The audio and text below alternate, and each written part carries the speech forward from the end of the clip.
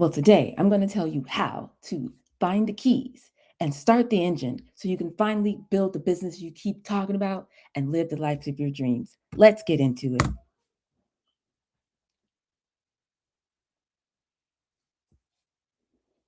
Well, good morning, good evening, what to do? How are you? Hooty hoot. Happy Saturday, too. I am the sound of money in your ear, dollar Avant. That's D-O-double-O.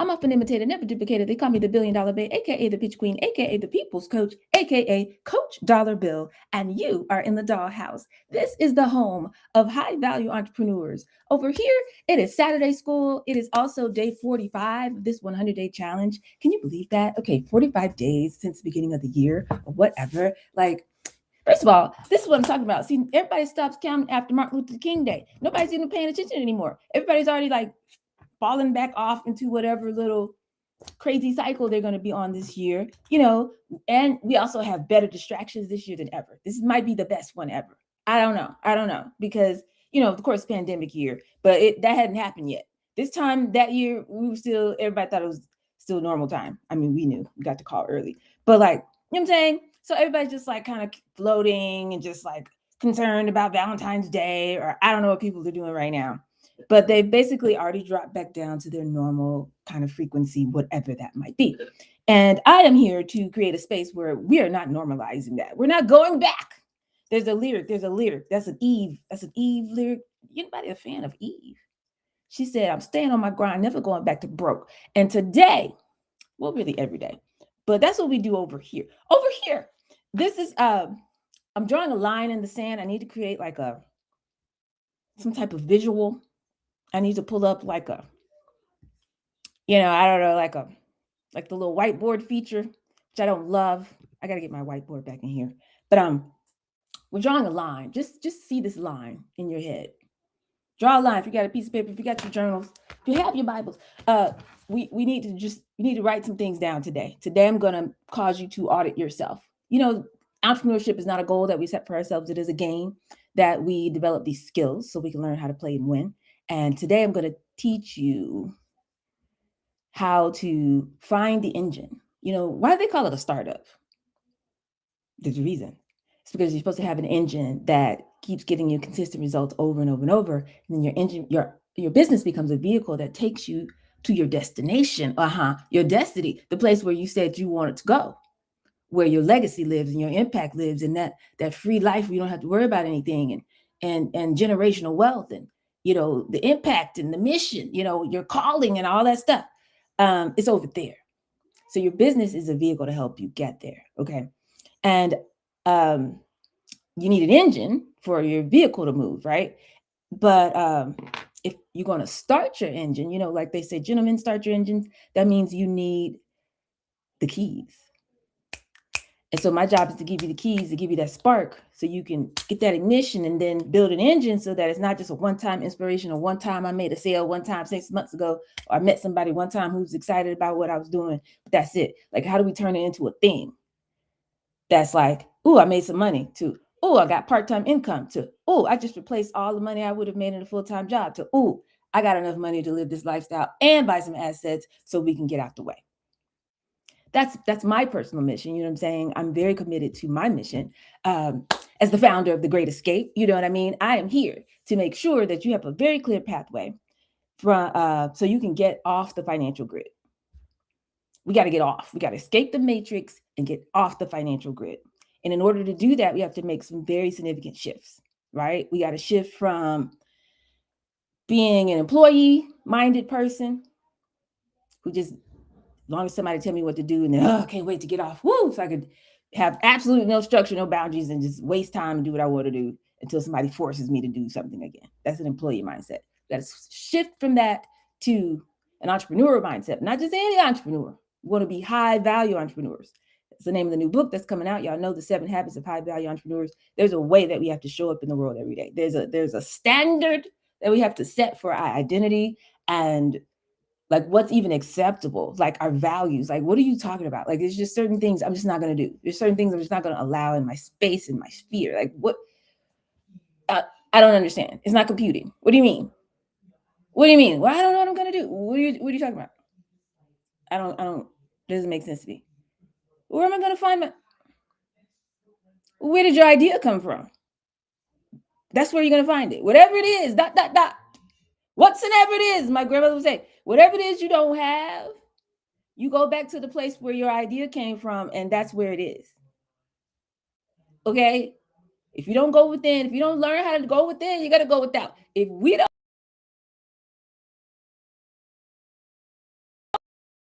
get this right, we got to make the shift from hustle. You're in charge. You're in charge. You're driving the car. This is not an Uber. This is not an Uber. Jesus, take the wheel. No, you take the wheel. You have to create the key, build the engine. Okay.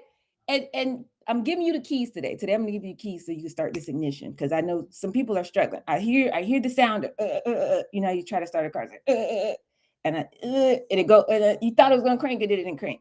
Like some of y'all ain't cranked. You haven't crunking. What's the word? You have not yet started this engine where it's just like, okay, we can go anywhere we want to go now. Okay, now we can make some moves. Now I can teach you some plays. I can't teach nobody no plays if you don't have clarity. So I'm gonna give you the keys to that.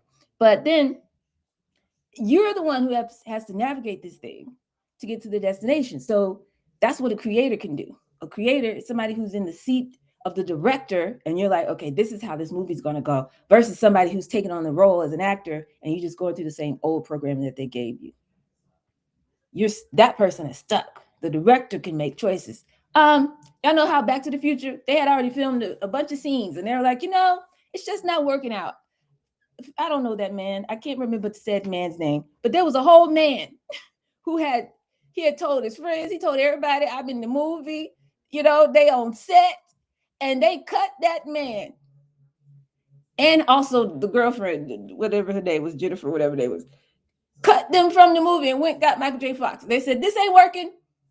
So if you were just that man, you have disappeared into obscurity. Don't nobody know that man. I need my Kiki Palmer meme. I do not know that man. Okay, but everybody knows Michael J. Fox, right? And the movie and what it meant. Do you want to be the director in your own life or the actor? Okay, we got to make the shift. And that's the only way we're going to go from having ideas to building assets. You know what I'm saying? Assets, like things that like increase in value, not like USD in a savings account. They're eroding the US dollar. Okay, I'm not going on a rabbit trail. See how I caught myself? You see how I did that? I'm not doing that. I'm not doing that. We got to stay focused. We got to get out of here. It's love days. People got stuff to do. Okay. Saturday school. So today, I actually got slides. I don't know if I could even pull this up. But on today, I want you guys to just get back in touch with self. Okay. This is a very, very simple game that we're playing, entrepreneurship. It's very straightforward. There's certain rules, certain skills. If you develop these skills and you actually get out here and play this game, you're going to make money. Just like you can breathe every day, you can make money every day. Okay, you could do this. You really could do this. So I'm going to give you the tools to help get there. And then I'm going to talk about, if we get that far, a very simple, I probably won't get that far, but I would at least make you convinced that if you just make this shift with me that I'm talking about, this is going to give you something to come back to. So like, imagine this. You're driving this car, you said, okay, I'm in Atlanta, doggone it, I'm going to LA. Somebody was so committed, they said, I have no plan. I got no savings. Some people do this. I have nothing. And I'm an entrepreneur and I'm quitting my job and I'm just fit to be outside. Okay, so that's like you just start walking down 20 West. I know California is this way. Okay. But we want you to get a vehicle. We want to get you a vehicle. So, if you got your entrepreneurship, your idea, whatever, okay. Whatever brought you this far. Beautiful. And then, somebody gives you their car. Here you go. And you just drive for as long as you can drive. But guess what? Eventually, you're going to have to stop. You're going to have to get some gas. You're going to have to take a nap. You're going to have to stretch your leg. It takes like 3 days to drive to California or whatever. You know what I'm saying? So you're going to have to stop the car at some point. So let's say, something happens. Life happens. You have to take a break. Something happens in your family, like whatever. And the car stops. You have to pull over, go into Walmart, get you something to eat, whatever. Okay. Go to a hotel, you go to bed. You wake up, you come back out the next day. If you don't know how to start the car up, Now you're stuck. Now you are stuck in Tupelo, Mississippi. You don't know where you are. You're too far to turn around, and you're nowhere close to where you're going. You just stuck. And that's where a lot of people are in business, like literally stuck. It's like, oh my God, I started this business. And now you start looping. It's just every day. It's like, I don't know what I'm gonna do. I don't know. It's just every day is just this weird loop of I'm not where I'm supposed to be. I'm not where I used to be. And this is what I'm talking about. We got to draw a line. If you got a piece of paper, if you got a journal, I got to hurry up and finish my studio so I can do these things without things disappearing on the screen. But just draw a line. Draw a line. You ever heard of like an accounting term, above the line and below the line? Or in a movie budget, they say that. Are you an above the line expense or below the line expense? Just draw a line. And I want you to understand, just like I showed you guys the other day, we were talking about the 3D realm. That's what you can see with your eyes, what you can feel, taste, and touch, what's in this realm where we live. And the 4D, that's the part that you can't see. That's where your ideas and your intuition and your imagination and all that, where that lives, where that comes from.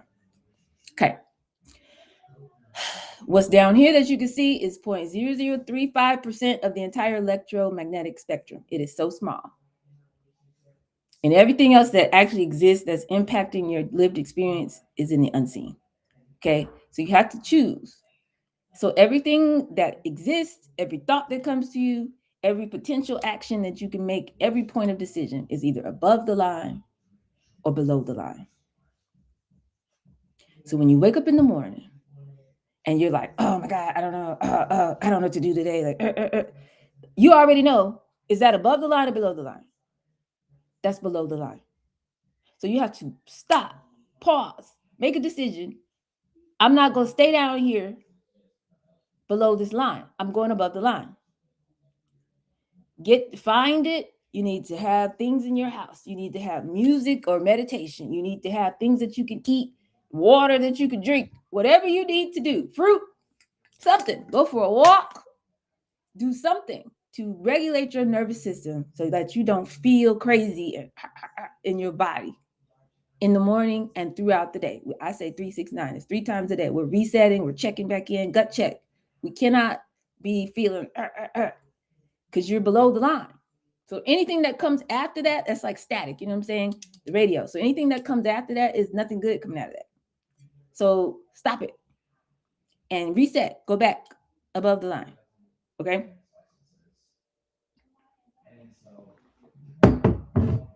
When you have a thought, an intuition, an idea, oh, this will be a great thing for my business, or oh, I should use this on my channel, or whatever. Something comes to you like that. What happens next is either going to be above the line or below the line. If you're like excited, like, yes, I get to do this, and either you go and immediately start working on it, or you write down and record all the idea as it comes to you, and then you put it on your calendar, like, ooh, Mondays and Wednesdays. And every time I have this block on my calendar, I get to work on this. That's above the line. That's an appropriate response to intuition giving you an idea. Or let me call my mentor right now and set a meeting to talk about this.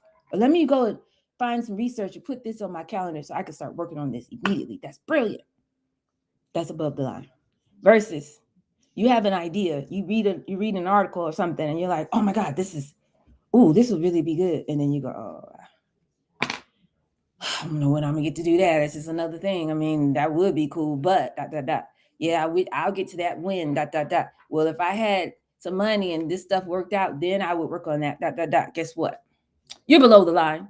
You're below the line. And if you're below the line and you keep clocking, because time is nothing but, it's just taking a record of where your energy is at every point during the day. That's all. That's all time is. So if you continue to clock in below the line, guess what you got to get? Below the line outcomes. Your life is not going to change. You're going to get more of the same because you're that powerful. You're going to keep creating more of what you said you don't want. So at any moment and every moment throughout the day, when somebody comes to you with some BS and they talking something, they own something, we already resolved this. We talked about this last week. We already talked about this. And here they come. Yeah, and they want to be right back on the old. You have a choice. You have a choice. You can either go there with them, which is below the line activity, or you can rise. You can rise and show up differently. These are the choices we have to make. So that's number one. That's like breathing. That's like you're hungry because your body needs energy. It needs you to put something in there so it can keep doing what it's doing. The longer you go without doing that, if you're not intentionally fasting, of course, the longer you go without doing that, the more your body's gonna be like, hey, I need something to eat. You keep going, hey, I need something to eat. Very uncomfortable. Hey, I need something to eat. Your stomach starts. Hey, hey. Eventually, it's gonna break down. You're gonna lose your energy. You can't move. You can't do like the longer you go without addressing what intuition is telling you, without implementing what intuition is sending you as a signal. The longer you allow that gap to be there, the worse your day-to-day experience is going to be. Your emotions are going to be off. Your energy is going to be off. Your instincts are going to be off. It's going to be off. Okay. So there has to be a level of commitment to doing things that are above the line and checking and catching yourself when you fall below the line. Okay. So with that, what I have noticed in doing this work and what I recognized, I think I've laid out the game plan pretty clearly. I have given y'all workbooks and worksheets that lay all of this stuff out. But I am noticing, I haven't done a poll, but if I had to guess, I would say probably not counting. Okay. There's two ways to address this. If we talk about the people who are not necessarily pulling up on the Zooms and stuff, they watch the replays or they just call me on the phone kind of thing. Those people, we're about at 80%. People are doing the work and they're getting results because they're doing the work. That's the metric I'm talking about right now. But people who show up and come in and show up and come in and show up and come in, we're probably maybe at 40%, maybe 50% of people who are actually doing. I'm like, okay, this is what we need to do it like this, da da da da. Maybe half of us are doing these things on a consistent basis. And so I need to make it so much of a no-brainer for you to do what I'm teaching, because I need you to do it. Like, this is not like, oh yeah, that was cool. I heard Doll say that before. That's cool. It's really cool. No, I'm not. No, I'm not here to entertain you, although I am entertaining. Like, no, we must start showing up in a way that's going to get us consistent results. So my job is to make it super easy for you to do that. So I'm going to share the keys today to starting your engine. And then anytime you get upset, frustrated, something goes wrong, you get stuck on the side of the road, or whatever the case may be, you will still be able to get back up again, get back on the road, and start that engine by going back to what we discovered and uncovered today. So you're going to interview yourself today. So today, that was a gut check. Are you above the line or below the line? Right now, we're going to do an audit. Now, this is all still based on the same thing I've been teaching. I don't change. Why? Why should I change? The stars don't change. The truth don't change. You have to reorient yourself to the stars, but it is what it is. You know what I'm saying? So I don't have to teach no new thing you never heard of before. We haven't got this thing yet. But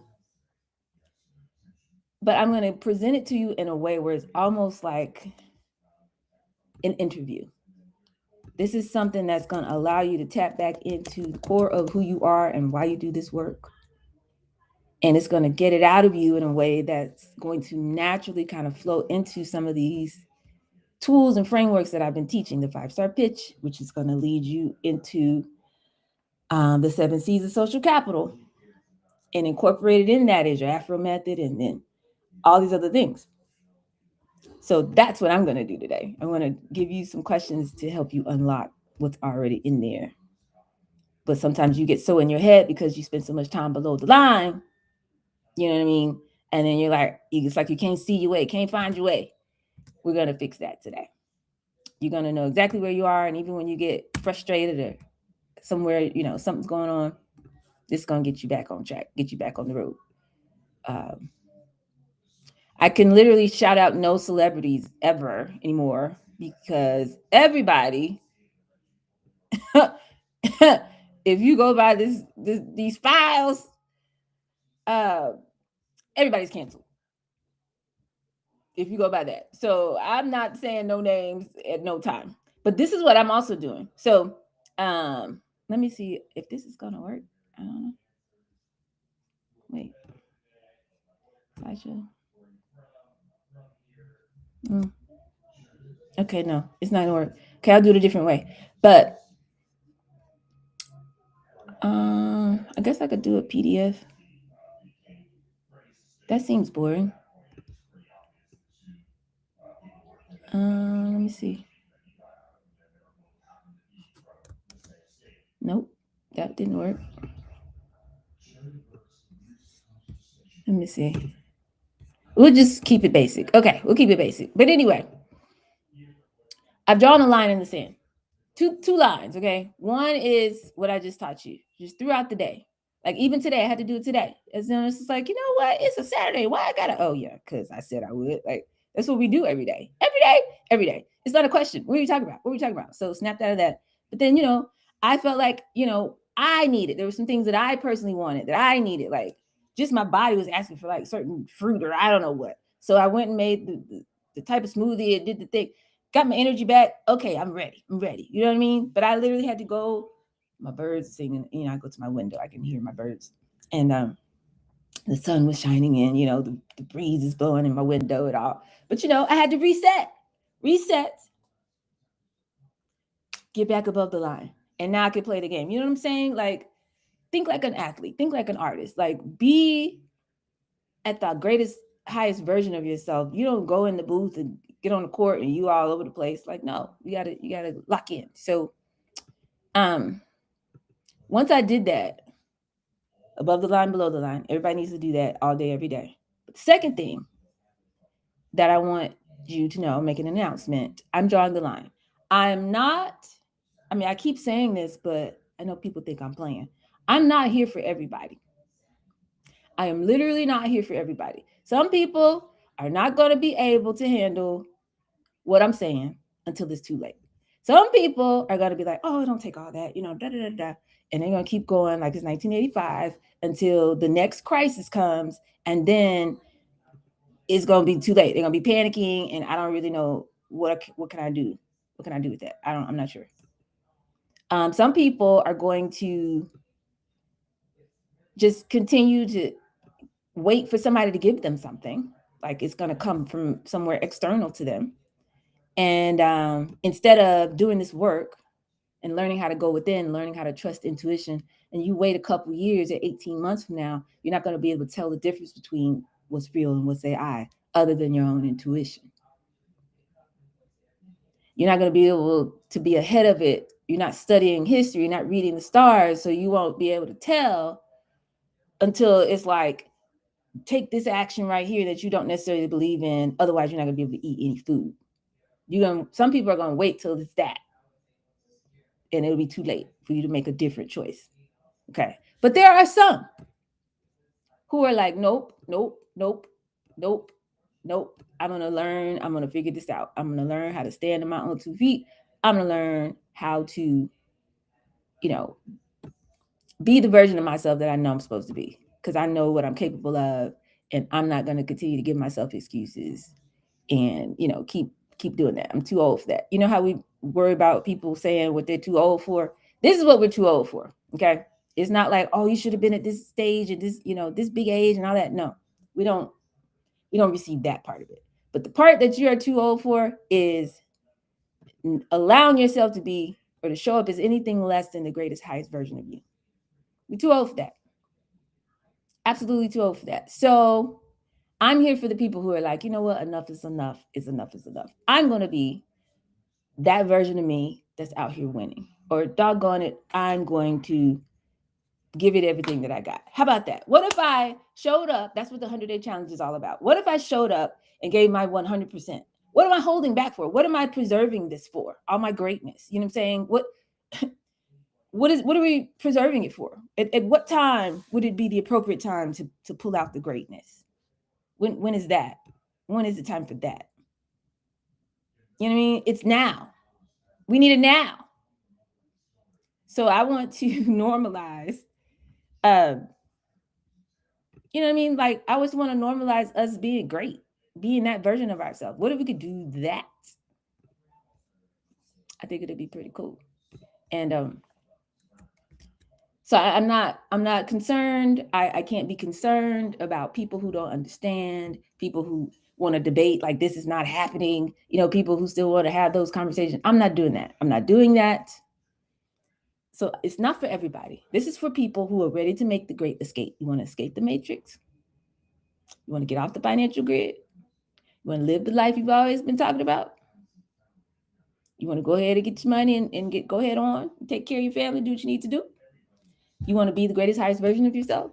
You want to learn how to stand on your own 2 feet, trust your intuition, and live from the inside out so you're not subject to outside sources and outside systems because they will continue to fail us? That's what I'm here for. Everybody else can go ahead on. All right. I've drawn a line. So, so we understand that we have to make this identity shift and then follow the playbook, have some structure about ourselves so we can get the results that we said that we wanted. That's who I'm here to serve. So let us get into it. These are the keys. We're going to play a little roadmap bingo today. These are the keys that are going to get you down this road of entrepreneurship. Okay. Going to get you down the road. Because if we don't do this work, nobody else is going to come do it for us, number one.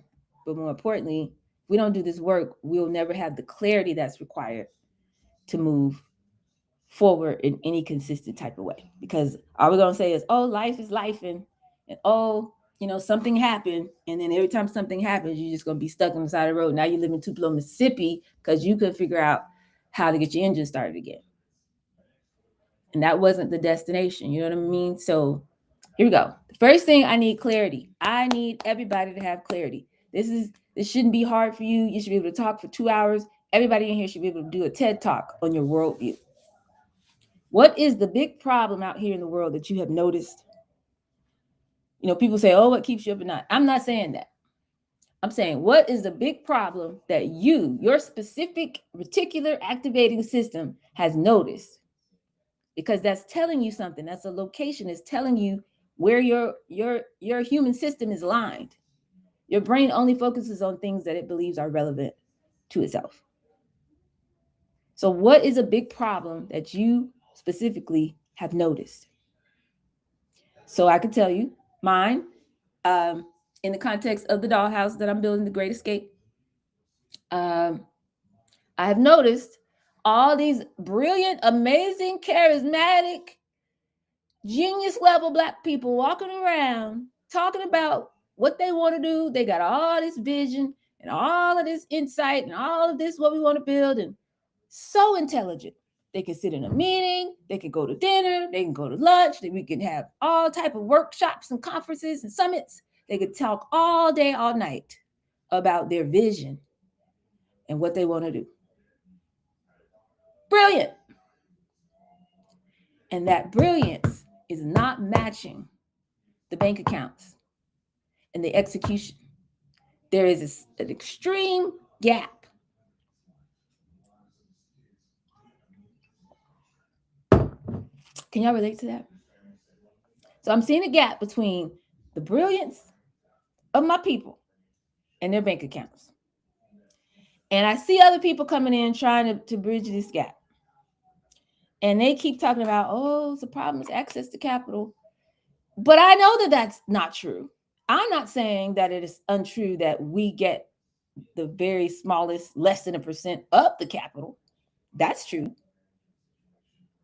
But that's not because we don't have access to the capital. That's not true. See, my mentors already changed the world one time. My mentors walked with Dr. Martin Luther King. My mentors have companies right now, the ones that are still alive. To this day, companies, heads of state, countries calling them to come and do this and Chevron that. They've been responsible for billions of dollars being deployed around the world, including the Atlanta airport, $60 billion asset. And it is so because of two Black men who are my mentors. So we don't have an access to capital problem. The capital is here. They did the civil rights thing, so they'll do business. Well, I mean, civil rights is a bubble that has burst. I mean, but until they finish dismantling this system, we still got a little window in here. They'll do business with you. So it's not access to capital. That's not the problem. So what's the problem? And I recognized that we have been programmed to believe that there's something external to us. We need somebody to give us something for us to be okay, to get in business, to get some money, to do what we need to do. However, while we believe that today, post civil rights, post ancestors bleeding and such, so that we have entry into these markets, into the marketplace, we believe that we need something, somebody to give us something. However, all of the rich people who came before us, all of our ancestors in the 20th century who built all these businesses from the ground that we hear about, read about. Did y'all know Hidden Valley Ranch? Did y'all know that was invented by a Black man? I didn't know that until like yesterday. Black man, they own the ranch, California. He made the ranch, had a steakhouse, people come, oh my God, we need this sauce. What is this sauce? That's where it came from. Black man. Did y'all know that what's Jackie O? Starting with her wedding dress. But did you know that a Black woman was her designer, one of her first designers that gave her this distinguished look that she's famous for all over the world? That was a Black woman.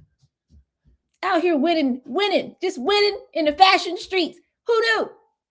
All the people that came before that built all the buildings, built all the businesses, all the stories that we hear about. Madam C.J. Walker, we're going to do an event at her, one of her original salons down here on Sweet Auburn in March, the end of March. First self-made Black woman millionaire and all this. They didn't go out and get a loan and get an investor and get into an accelerator. And, I got to get in a Y Combinator and somebody give me a check so I can make this money. They didn't do that. So it's like, well, what were we doing?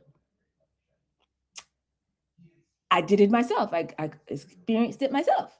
And I reverse engineered it to make it so I could teach it to anybody else, like a recipe. And that's the entrepreneur's roadmap. And it starts with people who you have proximity to, whose problem you are uniquely positioned to solve. Like H.J. Russell, who ended up funding the civil rights movement, paying to bail all those people out of jail when they used to get arrested here in Atlanta. His family is now worth about $800 million, something like that. He was like a kid, and he set up a shoe shine stand in the path where people were walking to the buildings downtown to go to work. And they would, get off the little trolley or whatever people used to do in Atlanta at that time. And, right before they go in the building, he was set up right there. And he'd be like, sir, let me get you a shine before you walk in there. Let me get you right. So he would do that. And he was there every day, consistently, come on cadence and show up and got the people together. He got the people together. And so it came to where they were looking for him every day. It's like, yes, he's here again, make sure my shoe gets shiny. So then they go in the building and everybody's like, how come your shoe's so shiny? And it's like, you're not stopping out here at the shoe shine. You need to get yourself. What are you doing with your life? I'm stopping at the shoe shine when I come outside, before I come inside.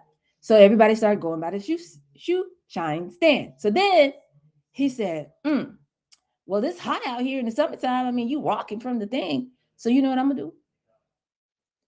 He said, I'm going to have some Coke, keep it on ice in the Coke bottles, and you could get the shoe shine and a bottle of Coke for me. He kept on years. He's a little child now. Fast forward, he had enough money, took the money, saved the money, went and started a plastering company. Went from that to learning how to do construction. Went from that to becoming one of the largest construction companies in the country. Okay. And doing all this stuff. And then when they started building the airport, he laid all the runways and got a bunch of airport contracts, and they still own. If you ever flown to Atlanta and you've been in Concourse B, his family still owns that right now. A lot of land all over the city. Okay, he built half the Atlanta skyline. He didn't ask. He wasn't waiting for somebody to come and crown him and say, "You, sir, you are the next big whatever." He just went out and found some people whose problem he was positioned to solve, and he went and solved it. You know what I mean? Like, so I'm showing you how just answering these questions gets you in the energy of the work that you need to be doing so you can go create a world and invite people into the world. Because I keep saying go down and talk to humans, but if you're not you're not clear on what that needs to feel like or look like or where that energy even comes from, you're going to have an issue. And that's what I'm trying to help you change. That's what I'm trying to help you shift. So if y'all are with me, go ahead, Tracy. I wanted to confirm because I remember back in the day you were mentioning that we can actually use people to go out to speak with to start to understand our worldview. Are you saying now we should already know it, or is it the cadence and the more people we speak to, we start to understand what it is based on their response and based on the cadence of just talking about it? Yeah. So good question. So yes, I'm suggesting, as you will see, or I guess maybe I didn't write this down, but yes, I'm suggesting that you have a hypothesis, right? Because you don't know until you go and talk to people. So first, when you ask yourself these questions at first, you're interviewing yourself. Okay. And then you're going to go out and start to validate it by talking to people. So this right here is I'm asking you about you, your internal worldview when you first start. So what's a big problem you've noticed? What do you believe about how the world should be versus how it is right now? Whose problems are you able to eavesdrop on? Who would they actually talk to and tell you more about the problem? So it's not good if we're sitting at the house and we're like, ooh, I see that there's a breakthrough that could happen in, I don't know, what random, like the story I always tell my friend talking about, oh yeah, there's this great investment opportunity. I'm going to make so much money. Every time I open an account, I make, $3,000, and all I have to do is do 100 accounts, and, my whole life just changed or whatever. And the minimum to open one of these things was $1,000, or no, excuse me, $10,000. And I said, oh, cool. Okay. I said, well, how many people do you know that trust you enough to rock with you and just give you $10,000 to try something they never heard of? And he was like, none. And I was like, well, this is not the business for you. Because if you don't have people that you can go and have this conversation with, you gotta go and build a network. So it's gonna take you a window of time to go and meet enough people who have this kind of problem, who would actually talk to you and even trust you. Like if you're like, oh, I have a perfect idea for if AOC runs for president, I know exactly how to run her campaign. But yeah, but if you don't know nobody in Washington, they're not gonna talk to you about that. So that's not a viable plan for you, unless you have proximity to the people. So right now we're building from the inside out. So what is your worldview? What problem have you noticed? And what do you believe about how the world should be versus how it is right now? So I'm telling you from my perspective. So I'm noticing people believe all this stuff. Oh, you need access to capital. Oh, you need this. Oh, you need a credential. Oh, you need that. None of that is true. None of that is true. And it's stopping people from actually taking the real action that needs to be taken, which is going out and talking to humans and stop hiding behind our computer. The smartest people in the world are hiding behind computers instead of going out and building community.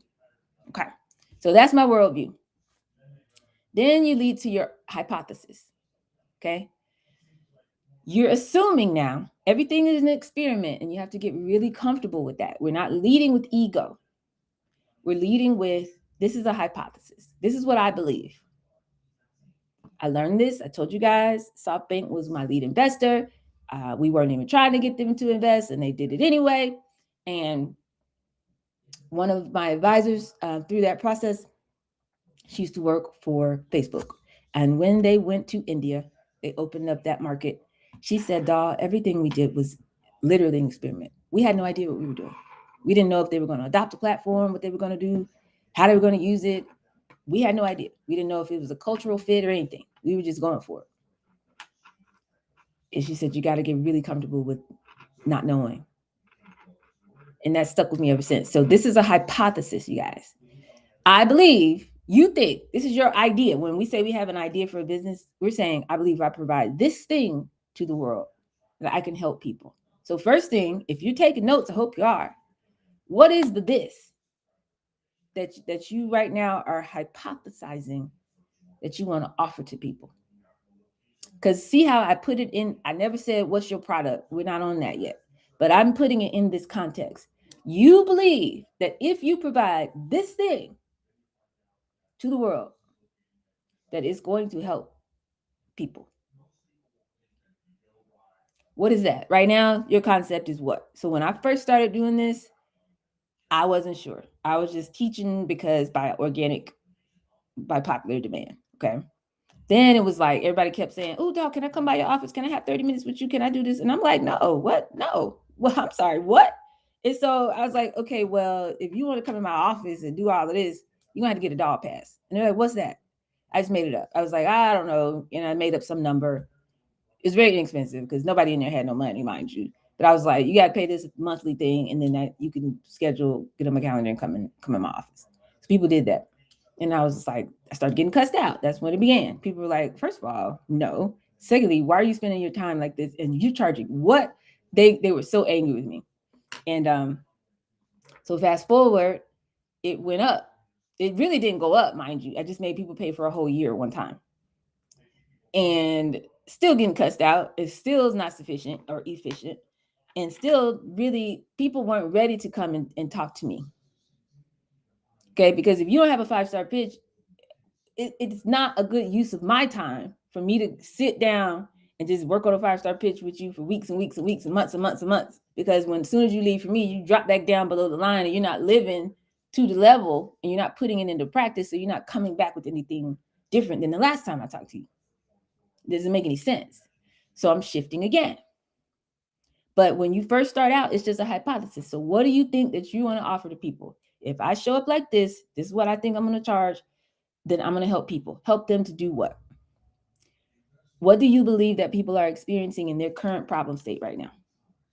Because the help is to take them from one state to the other state, from problem state to solution state. Why is that so important? Because money follows motion. There has to be, before you work with me, you were over here. After you work with me, you're going to be over here. So for me, I'm not playing about this. I'm taking my brilliant people, brilliant Black people specifically, and I'm going to take you from, I got this idea, but you're stuck in your head. You feel like you're stuck in the same place. You keep doing the same thing over and over. Nothing's working, to at least $10,000, $20,000 months. Like normalizing that, baselining that. This is your new zero. If you go below that, it's a 10. If you're making less than $15,000 a month, we should be in all urgency mode. Okay. This is what the new normal needs to be. That's the outcome that I want to get people. So what do you believe about the problem that people are experiencing? How do they describe that? This is a hypothesis. What do you believe? How do you believe they would describe the outcome that they wish they could experience? I know everybody wants to be off the financial grid. They want to, generational wealth. They want to get their time back. They want the financial freedom and the time freedom and the this and this and that. All these words, but the work that goes into it. So I couldn't just do frameworks and frameworks. I had to start dealing with the inner game. It's not mindset. It's an identity shift. Because if they don't do that, I know they're not going to get the outcome. Okay. So that became part of the steps that I outlined to get people from where they are to where they want to be. The inner game and the outer game. We got the roadmap. We got all these frameworks in there. Hypothesis. But it was based on having taught this for years. But you have to do this yourself out the gate. And you can always come back to this and it will be refined based on all your conversations with people. Okay. Then this is the part, again, that people skip. You have to now become a mirror. You actually have to immerse yourself in the world of the folks that you said you want to help. Not where you are in your world, where you live, where they are. Where do they live? Where do they live? Where do they hang out? What are they reading? What are they watching? What are they studying? Who are they listening to? What TV shows are they watching? Who's influencing them? Start showing up in those places and spaces, start to network and establish connections. And these become your entry points for the conversations that I'm telling you to go and have. So if you want to work with startup founders and people who are pre-seed or post-seed or whatever, then every angel investor and every incubator, accelerator and on your side of the Mississippi needs to know who you are. You need to be networking, engaging, reaching out, building relationships, getting involved. Every networking event that they have, you pull it up so that you have a network in the space where your people are. You have to become their mirror. You got to know what they're seeing, what they're being exposed to, how they're thinking, what they're talking about, what they think success looks like, what they've tried before that has failed them. You want to identify these key pain points that other people in the space are not addressing. Yes, Tracy. So, how do you become a mirror at these events without feeling like you're stepping on someone's toes, especially if you're not a presenter? How do you walk into these spaces and kind of take up space? If we're not gonna take up space, we don't go. We're only there to change the atmosphere. So I don't know what you mean by stepping on toes, but like you know how like if you're not a presenter there, I guess if you're just somebody that's there with a regular pass, or sometimes they have hierarchy of passes, people can tell that okay, this pass gets you into these doors, this pass is just a general pass. How do you feel big in a place that you're just basically like everybody else? Oh no, that's an above the line, below the line. You're not like everybody else. How Sway? If I walk into a room, everything just got different. And I don't have to know a single soul in there. Because I know my value and I know my worth and I know that I'm bringing something that nobody else is positioned to bring. Not like I do. There's no way. How? There's only one of me. So you're not like everybody else. This is an above the line, below the line conversation. So you have to shift to the identity of someone who, if intuition led you to go to this event, you don't go to every event now. But if intuition is like, I think I should show up at this event, that means there's something there for you or someone there for you. So it's not like everybody else. So I'm going in here to learn, to see, to move, to meet, and I don't know, maybe 6 months from now, this person that I met will become a thing. But no, we don't take that position. You're literally not like everybody else. And the energy, just having that position is going to change all of your interactions in the room. You walk in, you're not hiding, like, how I say, not you, but people be back up against the wall and meatballs and alcohol, and they're just literally standing in the back with the food and kind of thing. We don't do that. You walk in the room, you're friendly to people, you compliment people, you learn how to work a room. Hey, how you doing? Well, oh my God, what's going on? Da, da, da, da. Find the people who are like either the hosts or the guests or the people the staff. Go find every staff member, every person associated with that event that you could talk to. Go talk to them, introduce yourself to them. Tell them what you do. Da, da, da, da, da. Because if they're good at their job, they'll introduce you to people in the room. Hey, well, have you talked to such and such? She's in the wellness space. Oh, he's da, da, da. You need to talk to so-and-so. Let them introduce you. If you see somebody that has something on, that's why you should wear something that's a conversation piece. You see, because people will, oh my God, I like your shoes. That too. Oh my God, I like your dress. Thank you. Hey, what's going on? Good to see you. You look great too. What do you do? Start a conversation. Okay. And then when you ask them what they do, whatever they say, it probably won't be a 5-star picture. You're like, blah, blah, blah, blah. Doesn't matter. But because they're humans, they're going to then turn around and ask you what you do. Now, we don't say what we do. We start saying why we do what we do, which is what I'm getting to today. You're going to start talking in all this elevated language because this is what we work on so much. And it's going to change the atmosphere of that conversation. Oh my God. Or they're going to be like, wow, you did what? Well, how did you do? And that's the 5-star pitch. It's a conversation. Well, how did you get into this work? Well, what do you mean? You're going to tell your story, ISDR, blah, blah, blah, blah, blah. Well, how do you do? What's your company do? Well, we do 3 things. We help people about.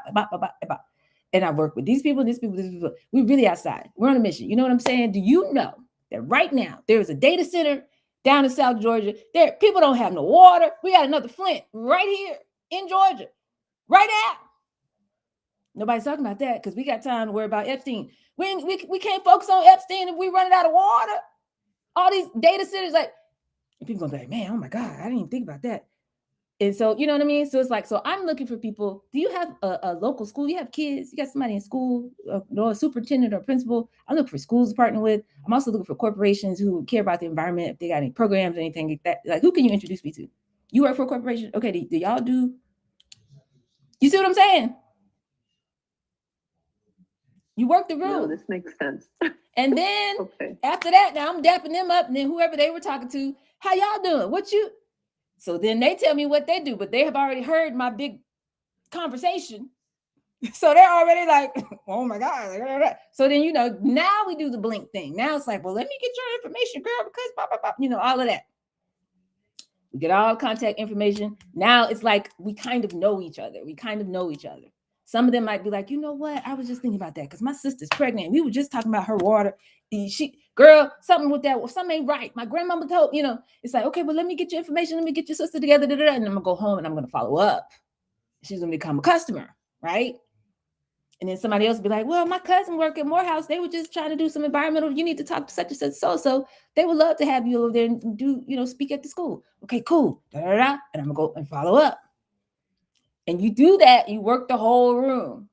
And while they do the little fireside chat, that little 10 minutes or whatever, that's cute. That's when you go get the food. We don't care what they talk about on the stage. Like, it's not gonna change my life. Now I'm going to get my food, my free food, and my alcoholic drink or whatever, and sit down in the back and be clowning and dapping people up that I know. Hey, what's up? How you doing? All of that. Do all of that. And then when they finish talking on the stage, when they finish that, go back to my job. I came here to change the atmosphere. You know what I'm saying? And finish working the room, and also pay attention to who other people are, who else is important in this room. Go up there and introduce yourself to said people. And likewise, if they see people treating you like that, those people are going to come up to you. It's how you enter the room. It's the frequency that you're on. You're not like everybody else. I like that question. That was good. All right. So that kind of confidence comes from this clarity. Clarity leads to confidence, right? Confidence allows you to be present and make these connections. And connection is the birthplace of all currency, because remember, financial capital is really social capital. So when people see you, they know you, they like you, they're like, ooh, immediately out the gate. And you get their information, they remember you, and you follow up immediately and you stay in touch with them all the way throughout, like somebody who's doing their big five should and would. You don't have any money problems when you're moving like that. This I can tell you for sure. So becoming a mirror, immersing yourself in their world, showing up in networking, establishing connections, these become your entry points. Everybody that they know, now you have access to them too. Read, watch, study other people who have attempted this stuff in the past. You can do all of this online. It is easier and actually the least taken path if you jumpstart that by having a very intentional strategy or campaign happening in real life, like showing up in person, especially for whatever reason in these entrepreneurship circles and whatever. It's still set up where you can do a lot of things in person in a bigger city anyway, right? And for those who might be in a place where you can't do that, you're not in a position to do that, you can also do this online, different groups, different forums, and wherever people are gathering and connecting and having conversation. If there are other webinars, other channels, other people who are adjacent to the type of work that you want to do, you should be in those digital rooms as well. And try to meet people, find people, follow people, chat with people, DM people, whatever needs to happen so that you feel like you know people and you become a known entity in those spaces. Substack, again, is a great place to do that. I just invaded somebody's group the other week. It got 15 of her people jumped over and started following me. I don't know. I just found this lady. She did a post. I thought it was great. I went on. She went live. I just jumped in her live. And then I thought her personality was cool. And I left a funny comment. And then she responded back to the comment during the live. And now we like digital homies, And so then I got on a second live, and she was like, "Oh, every time I said something else funny, she was like, "Oh, you said every time you this, and this." And I forgot what I said. She was like, "You need to send me a message offline." So now I got to send her a message. You know what I'm saying? So you could do it online too, but there has to be somewhere where you can actually engage and get feedback, like a feedback loop with the real human, if that makes sense. So LinkedIn is great for that as well. You can still do that on LinkedIn. So get in the world. This is key when you get to number 4, okay? Because when you say who you help, this is not based on just something you made up. Okay? It's not, we can't still be in the hypothesis mode at this point. It needs to be meeting people. That's what help means. The etymology of the word help is almost like to be of service. It literally means to meet somebody at the point of their need, not where you think they ought to be. It's where they are. And you show up there and say, "How may I assist you? How can I help you take another step and another step?" You listen, you reflect, you invite connection, as opposed to this is what you need to be doing. It's a totally different stance. One causes them to defend what they've been doing before you got here, and one causes them to say, "Oh my God, I didn't know who to ask or who to talk to about this, and here you are." And then they open up. You want to invite connection. That's openness, expansive. You don't want them to close down, shut down, defend, and contract.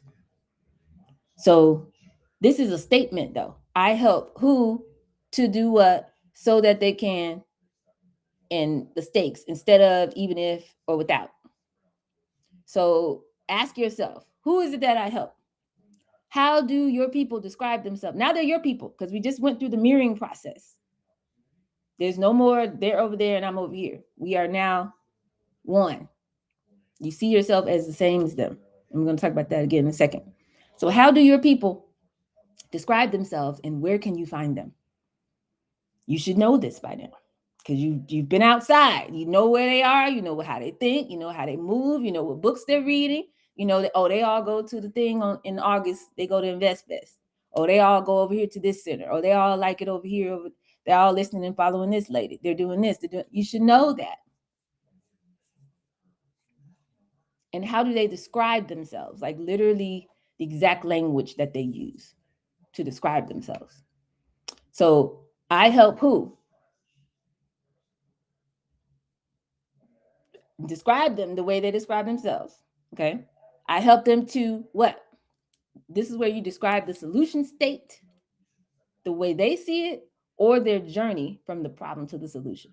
So I help visionaries, creatives, entrepreneurs, brilliant Black people who got a vision, something they want to do. They really want to get off the financial grid. They want to work for themselves.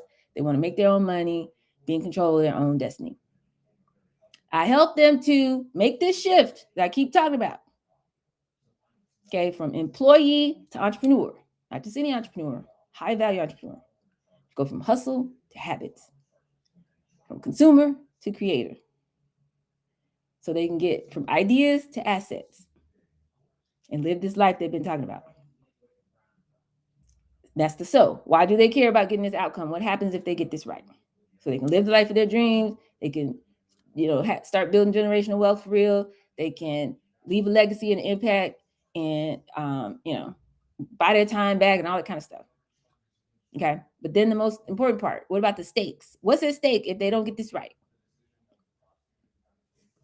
What's going to happen if they keep going and use other solutions out here that are not sufficient, instead of switching over to what you got going on? And I'm telling y'all the urgency. If they don't get this right, it's a problem. This is a K-shaped economy. You're either going to have you some money and some assets, or you're going to be stuck on the digital control grid, which is, you might as well call them digital concentration camps. You won't be able to do anything if they don't approve of it. And they will turn your money off, and that will be that. Okay? That's where we're headed. So I help these visionaries, creatives, entrepreneurs to make this identity shift. Okay? To go from employee to entrepreneur. So they can actually make $10,000, $20,000 a month a new normal, and start to build a foundation for generational wealth. instead of getting trapped in whatever is coming. Okay. And I can figure out how I want to say that. But you need to be very, very clear about who you help, why it matters, why now. There's urgency there. It's very, very clear. It's not for everybody. You're not here to serve everybody. No, no, you are not. That doesn't work. It just doesn't work because there's too much noise out here. You have to be very specific. Okay. Is there something in the chat that I'm not seeing? If so, somebody want to say something before I go on? I had a question. One about LinkedIn. Is it okay to post fake jobs on LinkedIn? And I'll say what I'm saying is like people on LinkedIn, I noticed that there is always a lot of jobs posting, but then when people are applying for them, they don't actually exist. It's almost like they have to say they have jobs, and I'm not sure if that's a publicity, but I'm trying to know if that's okay to kind of get people to see you, to if what's okay, like your company's going to post fake jobs on LinkedIn. Like I don't know. I think I feel like that's what people do on LinkedIn sometimes. They post jobs that are not really happening, like jobs that are really not hiring. You mean companies are doing that? I think companies are doing that because I've known of people that apply to LinkedIn and they're applying to jobs after job, and then when the job calls them, it's like recruit. Okay, so do you recommend this as a Yeah, they're not real. They already know who they were going to hire. They just have to do that so they can say that they put it out. Exactly. Is that a tactic that we as entrepreneurs can use to have people contact us? I don't know if that would work on our end. I just wanted to ask that. No, we're not posting jobs. Mm-hmm. We're not posting jobs. Okay. And then when you're talking about going to these events, how much humility, silence, and confidence should you balance out at these events between like navigating a crowd? Because we always say that the smartest person is usually the most quietest, and then you want to be confident about your product, yet there's a certain place where humility brings even more people to you. So how do you balance that and take over the room? Yeah. So when you're in a networking event, you take over the room. If you're in a meeting, you don't have to talk like that. If you're just either casually in a social setting, but it's a casual, like you're at somebody's house, or we went to a dinner party or something like that, I'm not suggesting that you the loudest person in the room. If you're in a meeting, like I said, if somebody takes you somewhere or whatever with them and you just sitting in on a meeting, yeah, you don't have to do that. But if you go to a networking event, that is literally the point, is to, I got my net, you got your net. Let's see how our nets can work together. That's what networking is. So if you don't say anything and don't throw your net, you won't be able to network. Your net will not be working unless you cast it. So in a networking scenario, you have to take over the room. Okay. Because you're there to make new connections. You're not there to share ideas. That's not what a networking event is for. When the purpose is to share ideas, yeah, you sit there, listen, let wisdom speak, and let the elders speak, and whoever's hosting the dinner party, all of that. You sit back and do what you need to do. But in a networking event, you need to go in there and get your people. Otherwise, you can stay home. Okay. And then the other question I had connected to that is there a certain time that we should not go to these events because we don't have enough, like if I didn't have a flyer or an event to promote, or I didn't have business cards, let's say I didn't have anything to, like, think of it like a baton in track and field, do the pass off successfully. Mm-hmm. Is it worth making connections if I'm not, or is my talking enough, or should I just come with pen and paper and do old school? And because, a lot of times these events, people are moving around quickly, even though people are interested in you. Sometimes I feel bad because I can take up space pretty easily, but it's like sometimes I feel bad holding someone up that is probably just on their way to the next seminar, or probably is trying to do something else. So how do I? I got you. Feeling bad is a below the line activity. We're not doing that. We're going to pause. Okay. We're going to reset. Okay. We're rising above. We are there to make connections with humans. When I speak, I'm adding value. So I'm not holding you back. Wherever you're going, whatever seminar you're running off to, if I truly believe that I'm supposed to connect with you, or there's a genuine connection that's happening organically, then what I'm saying to you is going to change your life in some way. So I'm worth this extra 2 minutes that we're going to talk. Okay, that's first. Number two, these people who make these devices, they're soon going to try to turn it against us and put us on a digital control grid. But until that time, they work for us. So you don't need no business cards. You don't need no flyers. You don't need none of that. You either type it in or scan the thing, take a picture of it, screenshot, and make sure you hit save contact, if you use Blink or whatever, and just grab the information. And that's all you got to do. Yeah, we don't need an event to promote. We don't need, you are the value. Your story, your 5-star pitch, your ability to communicate and show the motion. Most people, when I meet them, they're in this stage.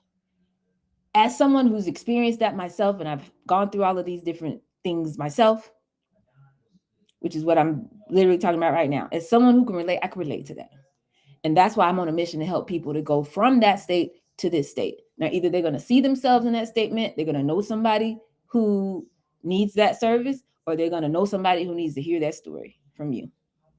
And that's all you want. You want them to be like, this is amazing. What I need to do, put me on game, or you need to talk to such and so and introduce you to somebody else. That's all we want. Or to be open to hear more from you. You know what I mean? Yes. And these events, these networking events, is this a place to also hear people's problem state, or am I just saying, here I am, here's what I have to offer? Or is this another one of those things where I should hear them out first and then kind of mirror and speak their energy, like their words? It's the Afro method. Okay. So they always talk first. If it's just, hey, how are you? What are you doing? Nice to meet you. What do you do? Then they say what they do. Then they say, what do you do? Then you give your elevator pitch / your 5-star pitch. Okay, because it's not just what you do, it's why you do what you do. Okay, boom. If it's a longer conversation, you want to always let them talk about their aspirations and their frustrations and what they got going on. That's when we get the problem language. So if it turns out like you mention your little elevator pitch and what you do, and then they start talking like, oh my God, yeah, because I know you can't tell, but I'm pregnant right now. I'm really concerned about this. It's time for them to talk. I'm listening now for all the problem language, all their aspirations, frustrations, challenges, things, and you have your 6 questions. You should already be prepared to pull all of that out of them. But it sounds and feels very conversational to them. And you just let them talk. And then after you get through the aspirations and frustrations, it's like, yep, and that's why I do this work. And you go right back into your framework. And because we practice this every day, it's going to feel like a conversation because that's what it is. Yeah. So this part that I'm on, okay, so being very clear about who you help after you've done your research and gotten in their world a little bit. Then that is what that's going to do is allow you to really truly identify. That's why I had identify on here, but shift your identity at this point. You are now here and planting your flag. I'm here to serve people. We regard them, their problems, their worldview, their desires, their language, that problem language that you were just talking about, Tracy. We regard them as we would our own. So it's no longer what we have in our head, all of our smart corporate language, all of our technical language about what they need, because you just made that up. You just read it in a book somewhere or something, talking about, people need to do business model canvases and stuff like that. Like, why? Do I? No, you have to shift your identity to meet people exactly where they are if you really want to serve them and walk them through a transformation. Not just telling me stuff that sounds good to do so you can have some deliverables so you can get paid. Nobody wants busy work. People want a transformation. People want a real outcome. So get in the energy, shift your identity, regard their problems, worldviews, desires, the language they use as your own. The word identity literally means etymology literally means to regard as the same. When you identify with something, you are regarding it as the same as you. There is no gap between you and that thing. Okay, so who are these people? What aspect of your personality is the most relatable, either in complement or in contrast to the solution you've developed? What do I mean by that? People often get tripped up when I teach the 5-star pitch because I say, okay, The second part is the ISDR. That's your founder story. That's your identity, struggle, discovery or decision, and results. And people want to tell their whole life story. Well, I was born the son of a sharecropper. M&M's used to be my favorite candy as a child, and all this kind of stuff. Is this relevant? It only matters as it relates to, either in complement to or in contrast to, the solution that you're communicating with people. So what do I mean by that? Complement. If I say I am a Harvard trained data scientist, because I'm talking to old gray haired W's who are looking at me like there's no way, even though you just read an article. That's why I got this meeting. You just read an article that I got an award from NASA for being the first person in the world to invent this. But yet I walk in just because I look like a supermodel. You, in your mind, think there's no way. So I have to lead with, I'm a Harvard trained data scientist. Okay. So that it provides credibility to when I get over here and tell you we have a platform that's going to fix all this. Y'all don't know what's in this water. Y'all polluting the water table. You're going to get sued. You know you're going to get sued, right? We can fix that. We can help you with that. So let me break it down for you. So when I explain my identity, I either say something that's going to most complement the solution. So I'm an engineer. I'm 20 years in corporate. I'm this. I'm that. Or you can say something that's most in contrast to what you've developed. In other words, when I'm talking to a different audience, I say, I do this whole thing about how I'm from Atlanta, born and raised, went to Frederick Douglass High School, Astros, black and gold, all that, you know what I mean? When I'm talking specifically, like when I'm talking to college students or kids, because I want them to understand, like, I'm just normal, just like you. But it just so happens that I'm also a Harvard trained data scientist. And this is what a data scientist looks like. Like, let's get it clear. You don't have to be on Real Housewives. They tried to cast me on Housewives, but I told them no. You don't have to be a rap star or a reality star, and that's the only way to do something with your life. How about that? So you choose the part of your identity that is most relevant, either in complement or in contrast to what it is that you want to communicate to this audience. Okay, so I could say, so as a kid who's born and raised in Atlanta, graduate of Atlanta public school systems, I can tell you, I went to Harvard for undergrad. No, I didn't get a certificate from Harvard. I went to Harvard for real. You know what I mean? Graduated with honors, and all these things are possible for you. Like if that was the point of my speech. And you find that identity, that commonality, something they could relate to. And then you tie that to, so it's like, as someone who has this identity, I've made it my mission. I understand what it feels like to go through this and to experience that and to struggle with this and da da da da. That's their problem language, right? So you're relating to them. And so as a Harvard trained scientist, I'm searching the world. I'm going to different conferences. I'm working with universities all over the world. And I realized that there is no solution that could give you real-time water quality data. And I know how important that is for people who live in communities, people who live next door to data centers or whatever. You don't know what's in this water and how it's affecting your kids' health and so forth and so on. So I made it my mission to ensure that people just like you, who are concerned about, what you're exposing yourself to and your kids to, who've overcome cancer and other issues, and you want to know what you're being exposed to in the environment. I want to make sure that you can check water quality just as easily as you can check the weather. So I have identified with them in a way that it's not about the technical, what's under the hood of what I built. It's about how it makes them feel.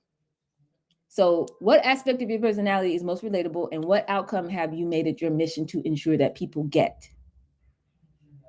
I want to be sure humans should not be the sensors alerting us to water quality problems. I'm on a mission to make sure that everybody can know what's in their water in real time so the babies can be all right. Like, that's what I'm here to do. Right. So what's the lasting significance and importance of this outcome that you help people to achieve? You should really interview yourself and answer these questions and like journal it, write it out. Who else agrees with your assessment? It's not just me. The United Nations said by 2030 we're going to be out of water. You know what I'm saying? They just gave us a new report. We're in water bankruptcy globally. We've never been in this place before. We don't know what's going on. Right? What have you done so far to further the mission? All of these questions is how you fill out a 5-star pitch. But I've repositioned it in a way that I need you to come from a real place, not an intellectual place.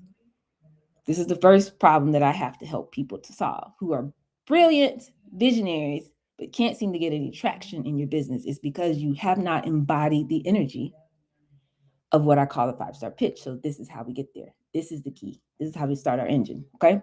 So what's important about this work? What have you done so far? What's the lasting significance and importance? What if you get this right, what's going to happen? And then if you don't do this work, if you don't provide the solution, what would the world be like?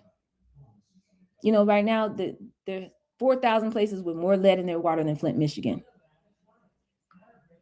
And if we don't make a change, it's going to continue to lower these kids' IQ scores.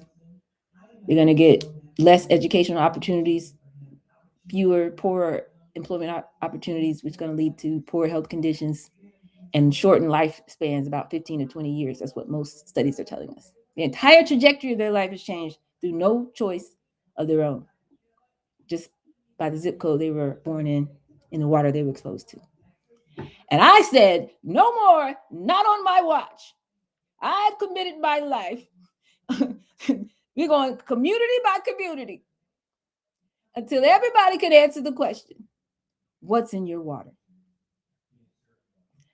And I just told y'all how I became globally recognized in my space. That's how I talk to people. I said, so instead of lowering kids' IQ scores, how about when we were getting the money for or the program with Apple?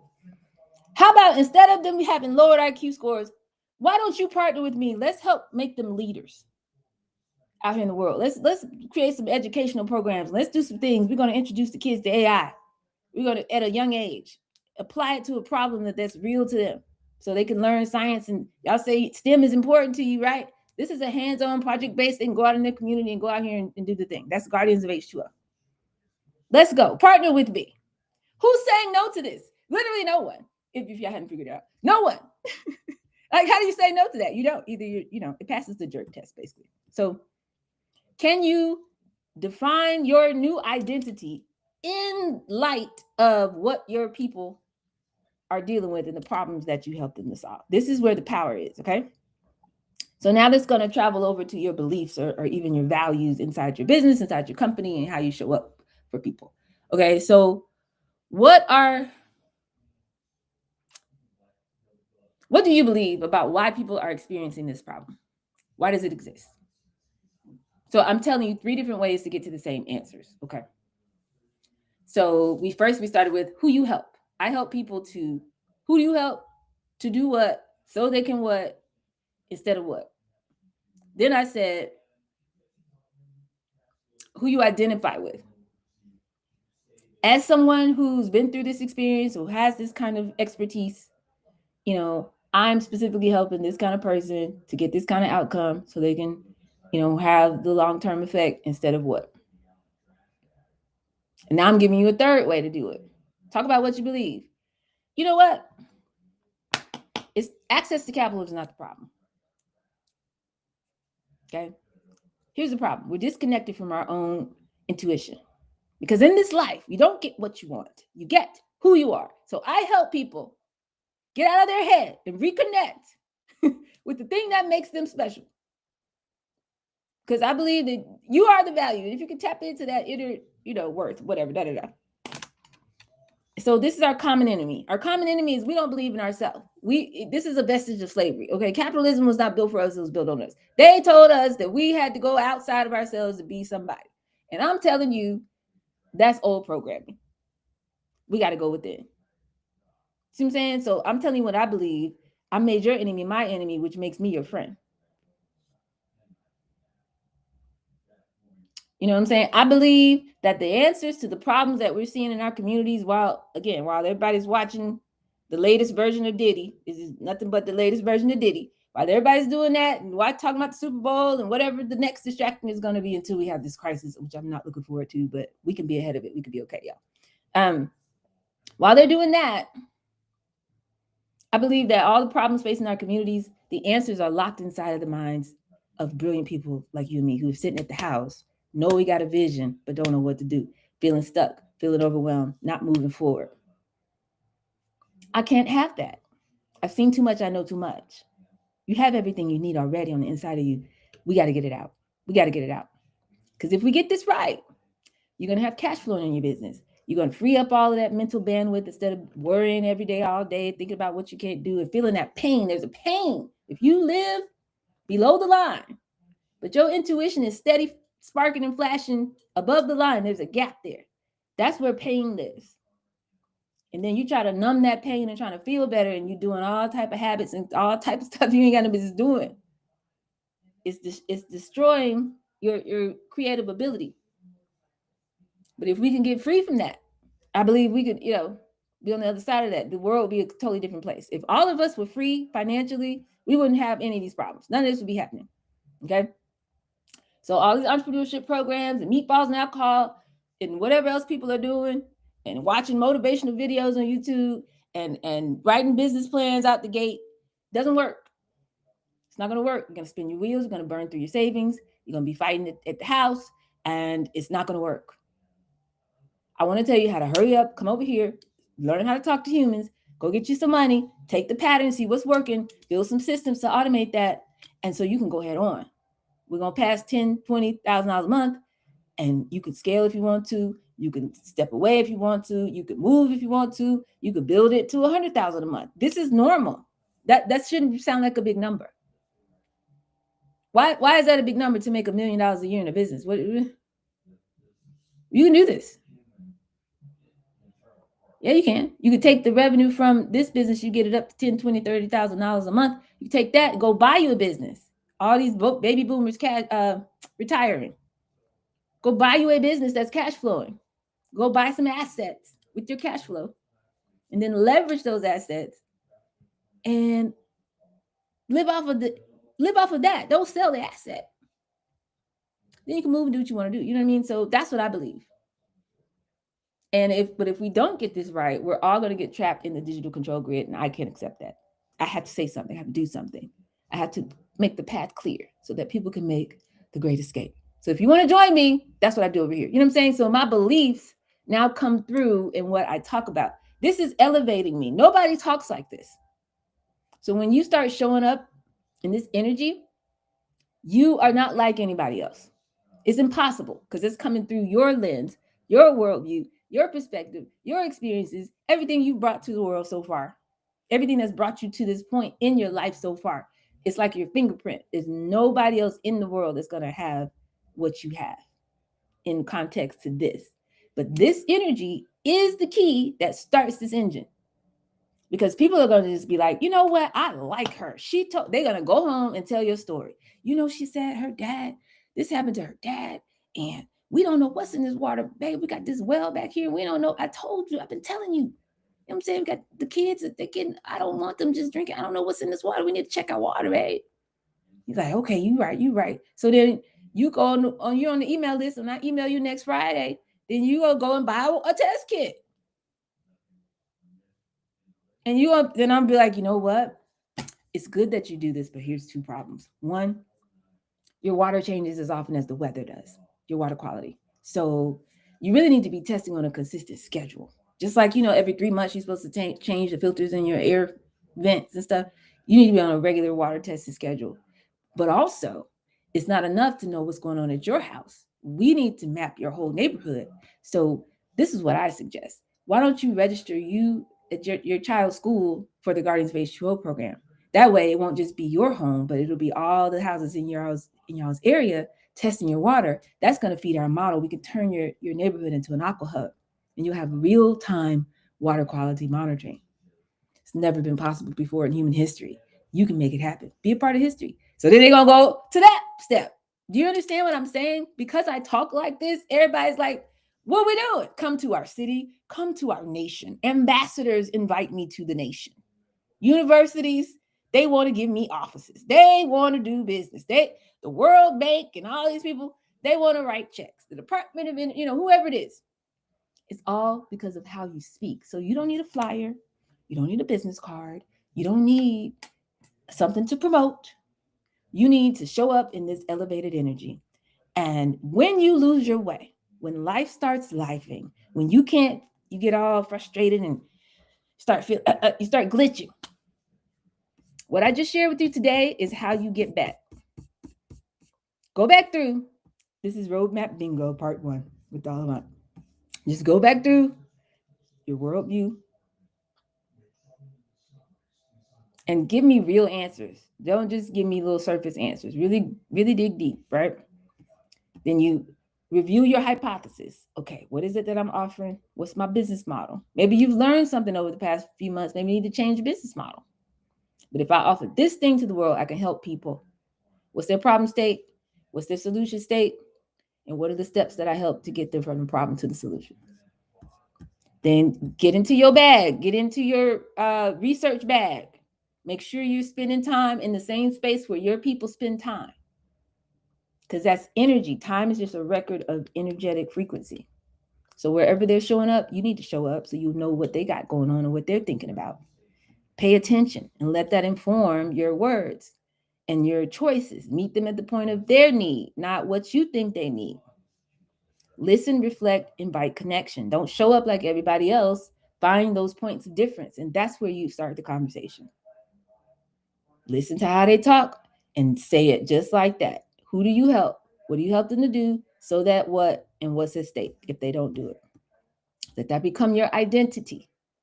As somebody who can relate to whatever aspect they're experiencing, this is what I can help you to do. This is my mission. When I complete this mission, it's going to be different out here. Other people agree. Google agrees. Amazon agrees. Apple agrees. We're outside with it. University partners agree. We've done all these things so far, but it's not enough. They're building data centers faster. We don't even have a real record of where all the data centers are. It's private. There's only one investigative reporting that has come up with some kind of a map of where all these data centers are. We don't know what's in this water. EPA has reduced their regulations to all-time lows. We don't know what's in this water. What's at stake? It's miscarriages, it's health involved. We got to make sure that the people have access to clean water. And that's what I want to do. Can you help me? Will you help me? You know what I'm saying? I believe that everybody has a right to know what's in the water they drink, the air they breathe, all of this. Then you become Martin Luther King. You know what I'm saying? It's like, who's not going to be moved by this? And money follows motion. So again, if you can learn how to talk to people, you will never not make money. Okay. So I'm done. I'm done for today. I did it in 90 minutes. I feel proud of myself. Any comments, questions, concerns, challenges, feedback, personal story time? What y'all got?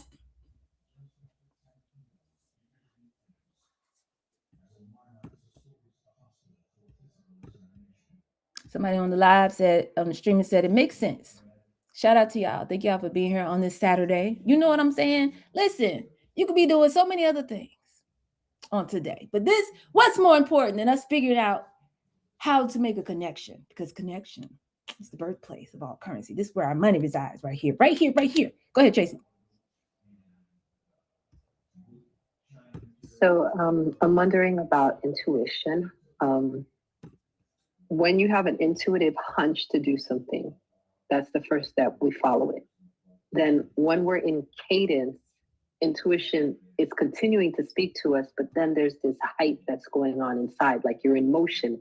And sometimes when you're in motion, it's sometimes harder to hear intuition, or sometimes it's like it's intuition mixed with your ego and you're not. I'm trying to figure out, especially at these events, but in general, when you get a yes or intuition says, go to that business, oh, go to that door. And then when you go in, you're flowing. But then when there's so much movement and energy, sometimes intuition gets lost in the sauce. How do you stay abreast to your intuition moment to moment? Take yourself, if you need to go in the bathroom, excuse yourself and go in the bathroom and recenter yourself. breathe, focus. We do not drop below the line. This is the discipline. We don't do anything that's below the line, doubting ourselves. I'm not sure. What do I do? What if they don't like it? What about this? Dot, dot, dot. Is below the line energy. We don't do that. So anytime you have to reset, just go back and reset. It's all in the breath. It literally is in the breath.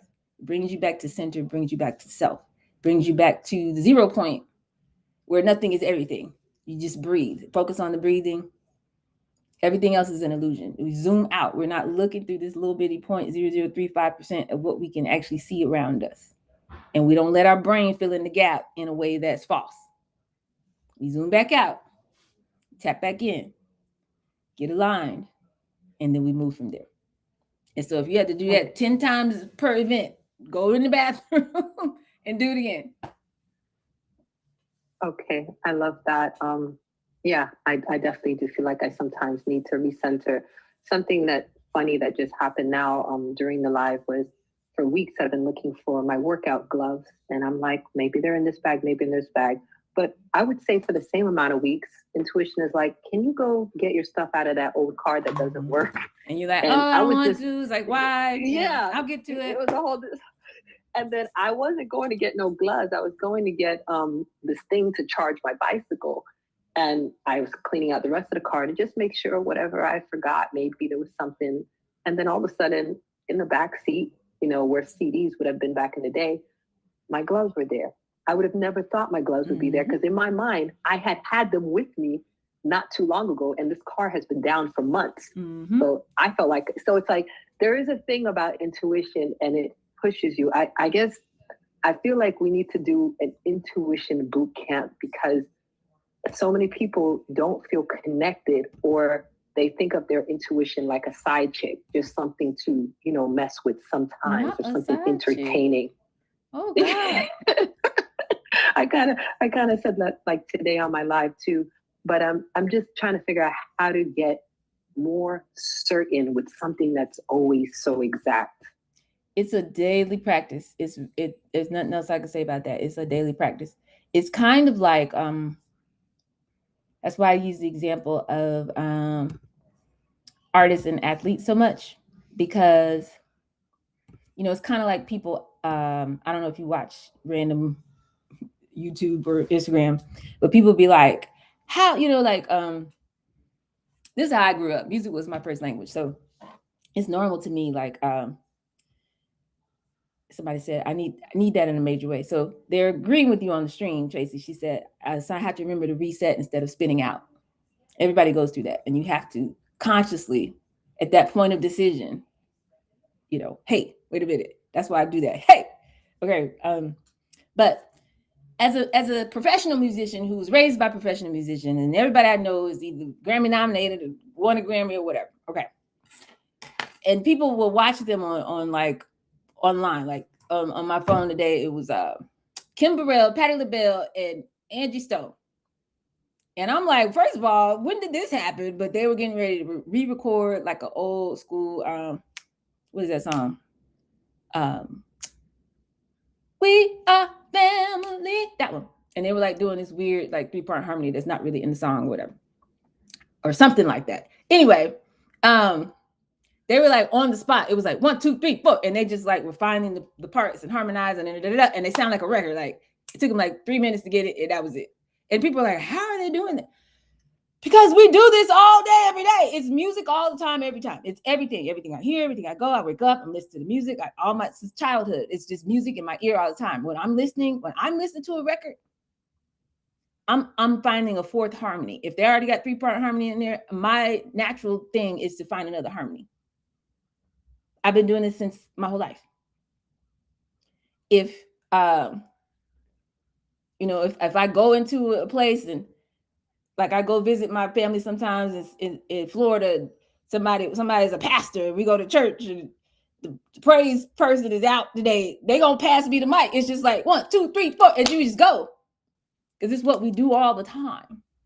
And so what I'm saying is we have to develop a all day, everyday habit, just like breathing, of listening to our intuition. It's not optional, because if you only do it in pressure situations, you won't have that muscle develop.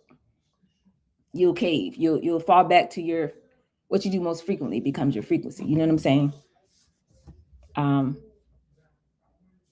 it's just no other way to think about it. So we have to do this all the time, like literally all day, every day. Like wake up. If you don't feel right in your body, get right. You can't walk around in anxiety and confusion and I know I'm supposed to work today. I know I'm supposed to do this on my schedule today. I know I said 3 things. I wrote it down before I went to bed. I was going to do this, but I don't feel like it. You just drop back below the line.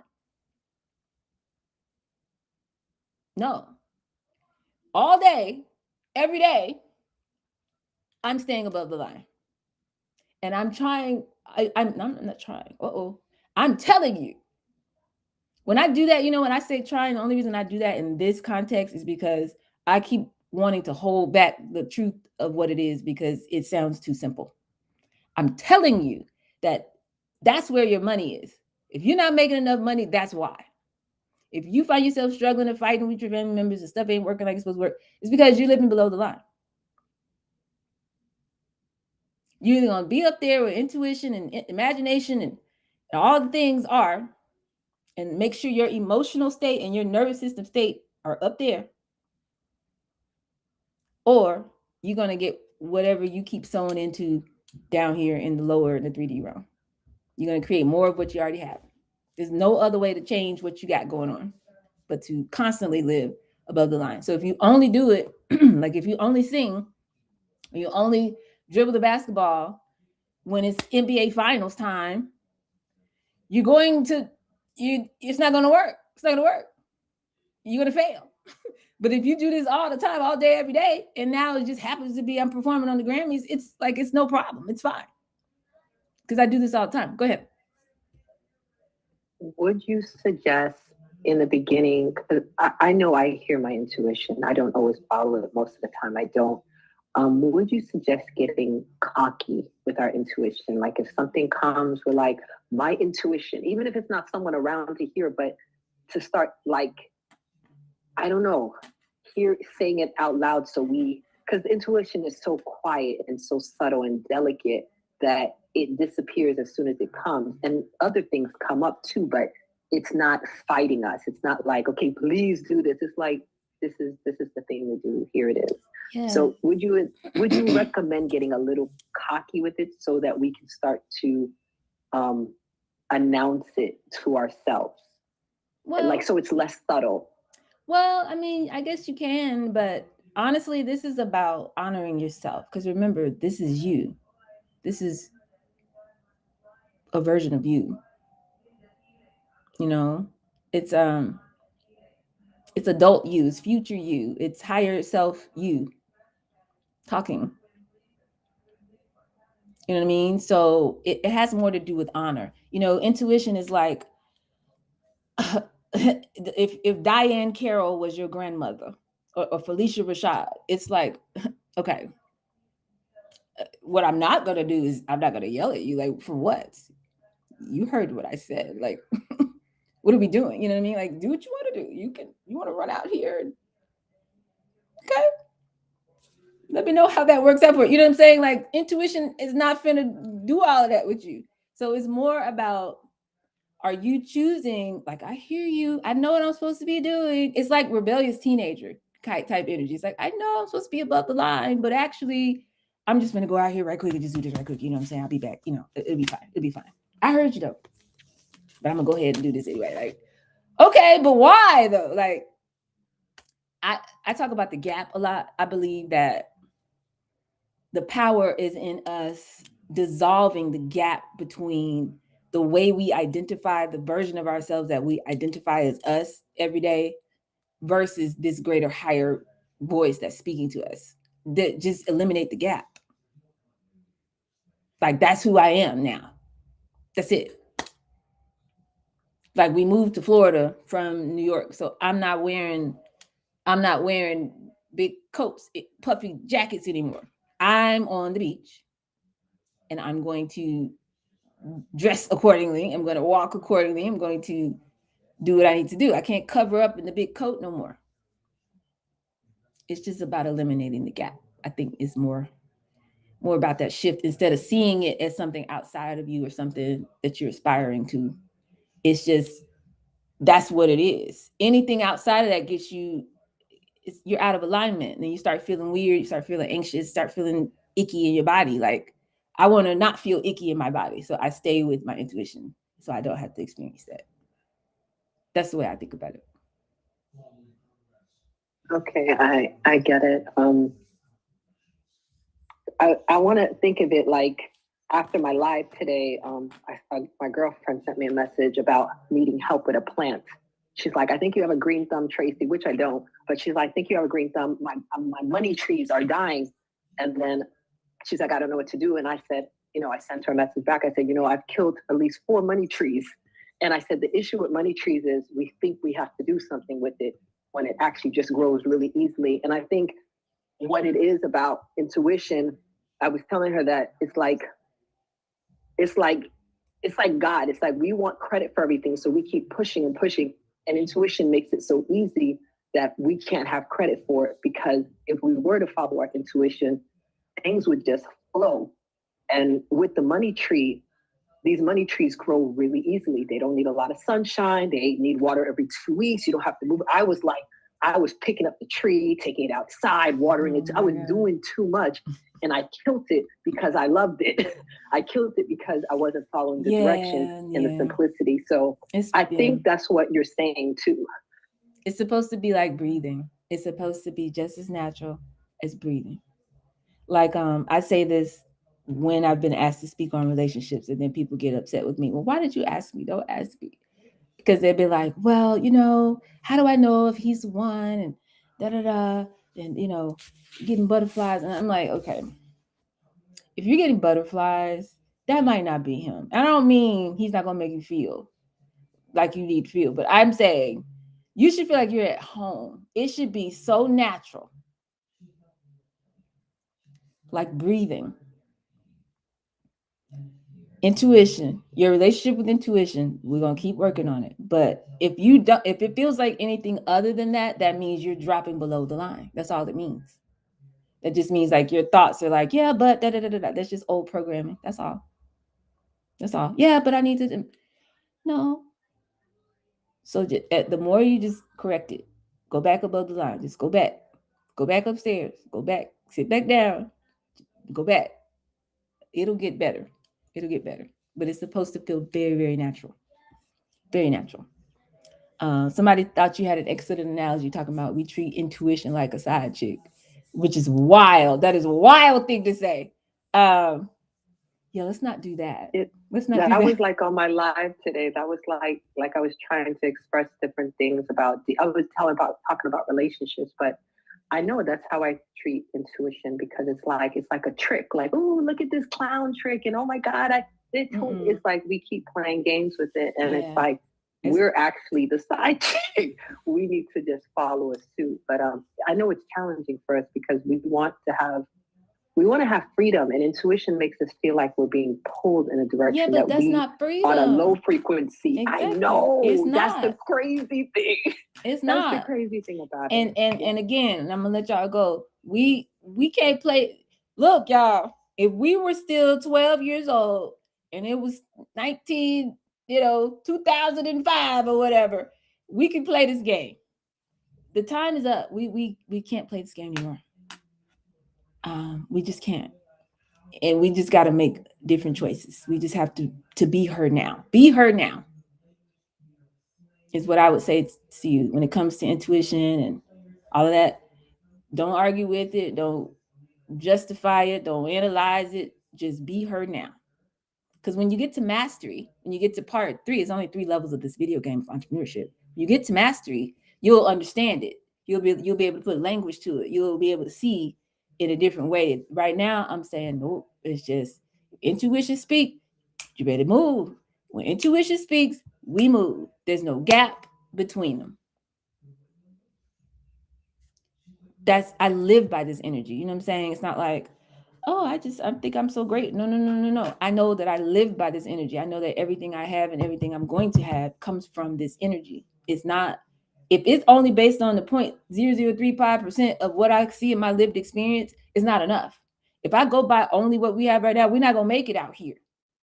I cannot survive the digital control grid and the real and digital. Y'all know they're building concentration camps, like physical, actual concentration camps right now. Do we know this? This is the thing that's happening. We don't have time. So I live by this energy. The same place your idea came from, you getting to the end of this journey comes from there too. So you got to stay there and go all the way through the process. You're not third generation Walton family, okay?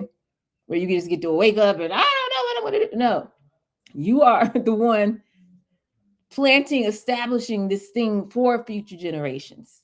We are the leaders of the new world. So we have to lock in to intuition because the people and the generations to come are dependent on us getting this right. Go ahead, Tracy.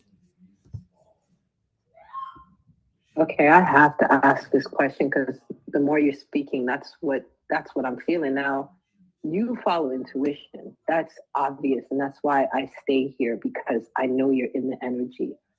Yet, I guess the biggest thing is yes, I know intuition can help me find the gloves to work out, tell me to go speak to this client. But my question is, can intuition take us to the final goal? Because that's the part I guess I don't know because I've never gone that far with intuition. I know it can do some things and move me in a direction, but is it enough to take me to the final destination? Yes. Okay. Yes. I guess I needed to hear it from you then because that's the part I've never tested. I want you to query me in this way. Think about it this way. If I tell you my story this way, how does a Black girl, people try to ask me what island we from and all this kind of stuff, that's racist. I'm from America. I'm mixed with black and black. You know what I'm saying? Like, don't do that. Atlanta, Georgia, from the SWAT. Forget the Asian eyes. All that. Don't do that. Right. Look. Forget the hair. We'll forget the hair. Yes, ignore all of that. Okay. Is your mom or somebody Filipino? No. Anyway, born and raised Atlanta, from SWAT, went to Frederick Douglass High School. Okay, preacher's kid. Just applied to a bunch of schools, got into all the schools, got $1 million worth of scholarship. Didn't know where to go to school, so I visited all the schools. I had just left California, and then Stanford and Harvard had their pre-frost the same weekend. So I was like, well, I just left Cali, so I'm not going to visit Stanford. I visited Harvard instead. And got there, and they had Black people. What is this? My friend is famous now. He got a podcast. He did the show on HBO, Southside. If y'all haven't seen that, if you want to laugh for 3 days straight, just binge watch Southside on HBO.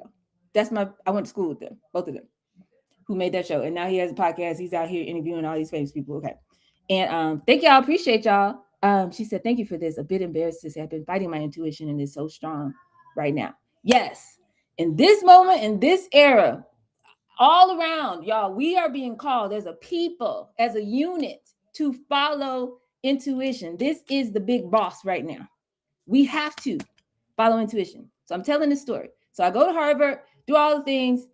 Even though, okay, everybody who I went to Harvard with, they're now the chief counsel of this. They're in the C-suite of that. They're the head of this. They're the senior VP of global this for all of these Fortune 50 companies. All my friends right now. And I didn't go the corporate route. I never did that. Like I did for a little bit. I worked for Morgan Stanley, UBS, and all that. And then I was like, no, there's a different path, And so I started shadowing CEOs and da-da-da. But how do you go from Black girl, Southwest Atlanta, PK, to globally recognized as Google's International Woman of Water, with offices on about to be 3 continents, and invented a technology that's literally probably going to save us all because they are building us into a complete global water crisis with these AI data centers? How do you do that? Only intuition, only following the step by step and then meet this person and go here and do this and have this experience and meet this person. And da, da, da, da. You would never believe if you knew who introduced me to the person that invited me to speak at an event, which was where I got into, started focusing on water in 2014 because I was on a panel. And then that led to me doing this, and then that led to me doing the research, and that led to me writing the algorithm, and that led to me, and then Flint happens. I didn't know Flint was going to happen. How did I know? Intuition knew. You know what I'm saying? It's you cannot be your own GPS. You will not make it.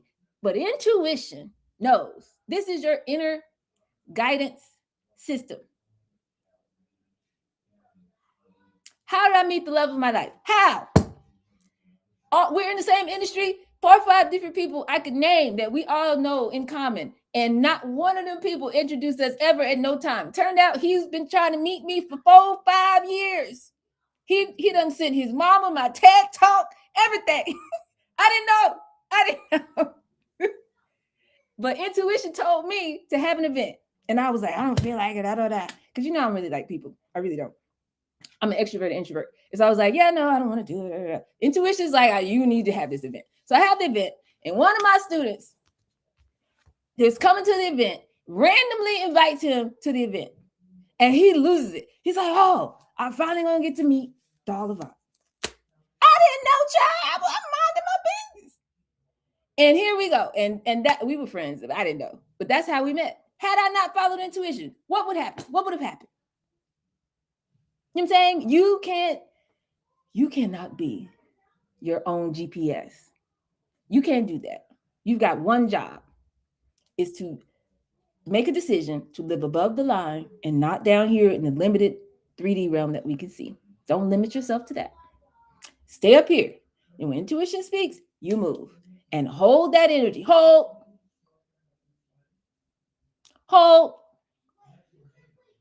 You know how to say hold, please? You don't hang up the phone. They say hold.